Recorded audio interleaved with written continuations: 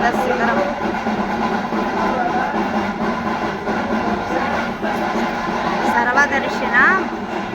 సర్వదర్శన ప్రాప్తిరస్తు.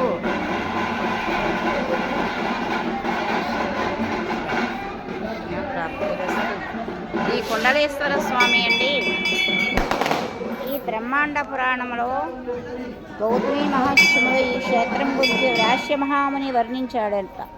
బ్రహ్మదేవుడు నారదుతో ఇట్లా చెప్తున్నాడట, ఓ నారద, ముల్లోకంలో ప్రసిద్ధైన కుండలా తీర్థము గురించి నీకు చెప్పుదును.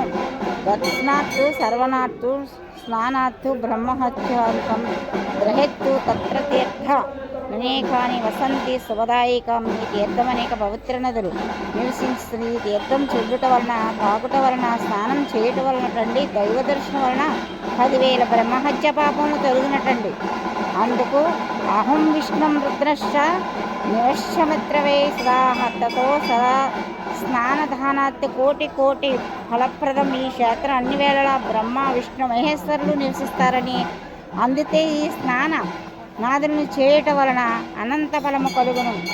అందుకని ఇది కుండలేశ్వరం కాట్రేన కోన మండలం అండి, కోనసీమ జిల్లా.